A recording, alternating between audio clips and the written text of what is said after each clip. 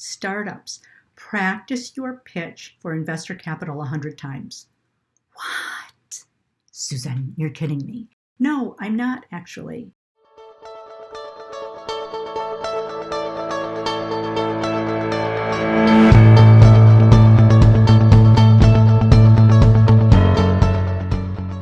Practice your pitch 100 times so you can be free to be spontaneous.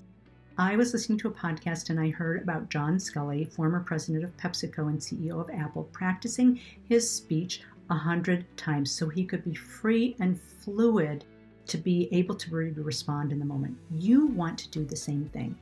Is this a difficult task? Yes. Do you want to get funded? Yes. I was speaking to one of my clients who is reaching out to investors for about $6 million.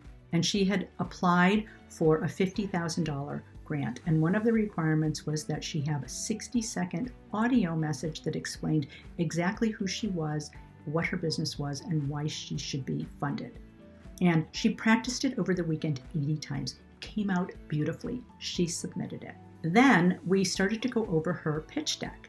And partway through the pitch deck, I noticed two things. Number one, we noticed the slides were out of order. Number two was that she was talking about people and terms that were probably not going to be familiar to investors. And I pointed that out to her. I said, this is not their world. You're going to have to educate them. And it can just be a line. And you want to make sure that you don't make them sound stupid because they don't know the same things that you do, but you just casually say exactly who these people are so they're familiar with the context of what you're asking for money for.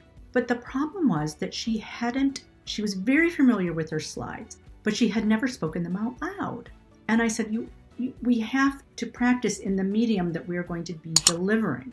She needed to be able to speak this out loud because when you speak it out loud, you can start to see what's working, not working, what's not in order, what's making sense, what am I assuming about my investors? And all of that needs to be ironed out before, obviously, you get in front of the people who can possibly give you money. So it's that process of getting feedback and listening to yourself talk and then having someone else listen to you talk about what can possibly go wrong and what is maybe not easily understood that your thinking is crystal clear.